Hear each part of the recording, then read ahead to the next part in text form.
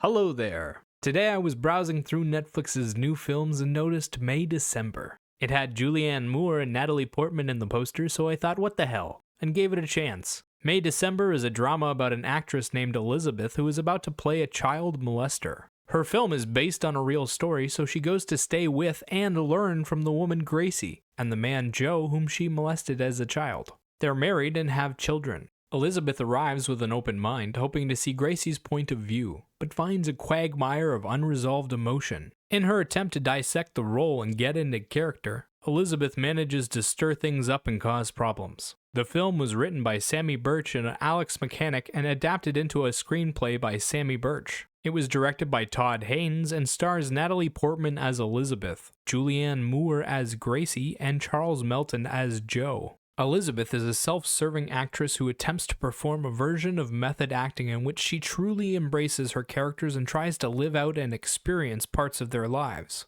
When she meets Gracie, she's repulsed by the woman but slowly finds herself drawn in by the allure of the character. Gracie is a delusional woman who lives in the now. She tries to avoid thinking about the past and controls every little detail of her family's lives. Even after 20 years, she still sees nothing wrong with what she did and tries to make everyone else believe it too. Joe is a childlike man with a soft heart. He likes to care for the young and takes especially good care of his own children. He breeds butterflies in his spare time and spends a lot of time assuring himself of his path. The story is a slow burn in which Elizabeth explores the situation by talking to all the people involved and examining any evidence they provide. As she sticks her nose into different people's business, she ends up stirring up some bad emotions and causing a chain reaction to occur. It goes into great detail when working through all of the facts of their relationship, when it started, how the people around them reacted, and how it worked out legally. We also see how it affected both their families and their children.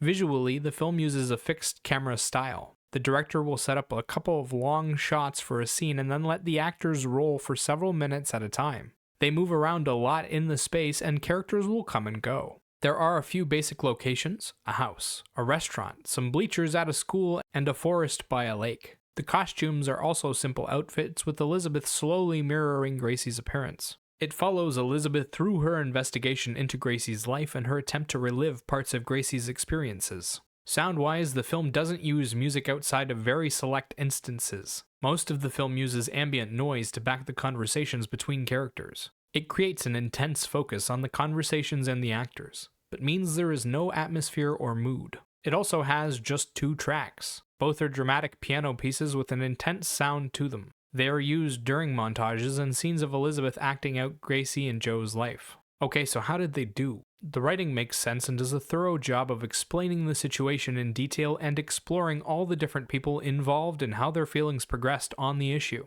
That said, it's also incredibly boring. Most of the screen time is spent with Elizabeth, who is an unlikable shell of a character. She doesn't do or say much beyond mirror Gracie, and her journey involves her trying to sympathize with a pedophile. I don't think they do a good job of making it believable or interesting. Elizabeth's fascination with her is kind of interesting, but the film doesn't explore that. There are only a few big emotions. Most of them come from Gracie, with a little bit from Elizabeth when she's imitating Gracie, and a couple of scenes of Joe having an outburst, although only some of the emotions are meaningful. The others are deliberate acts meant to garner sympathy, and the film portrays them that way. Cast-wise, you have a lot of fantastic performances from the general cast. All of them are playing people in Gracie and Joe's life, or people who used to be in their lives. As Elizabeth talks to them, we see a huge range of emotions from extreme guilt to complete indifference. At the same time, you have big performances from Julianne Moore and Charles Melton. Natalie Portman is also a major part of the film, but her character spends most of her time acting as a sponge. She quietly watches Julianne Moore and starts replicating parts of her appearance, personality, and mannerisms. She does it well, but I wouldn't call it stand out.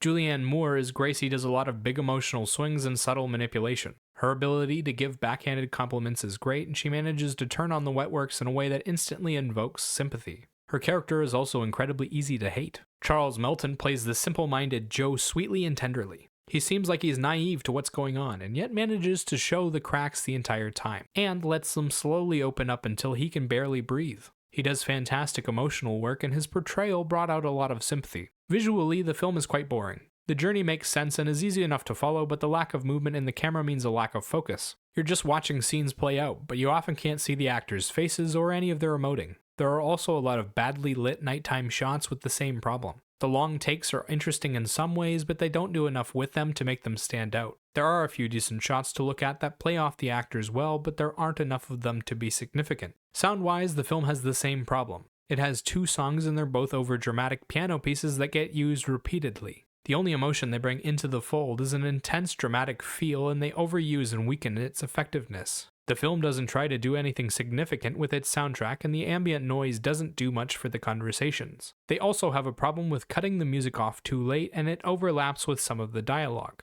It just sounds bad. Overall, May December was a boring film with a strange premise. It seems to want you to sympathize with the pedophile and appreciate how someone like Elizabeth might become enamored with her while playing her, but both of them are so boring. Gracie's manipulation is basically just throwing temper tantrums whenever she doesn't get her way, and it only works because Joe's mentally 8 years old. If that sounds interesting to you, give it a shot. Otherwise, take a wide berth around this one. Remember, these are just my thoughts on the film. Let me know what you think in the comment section below. Bye-bye.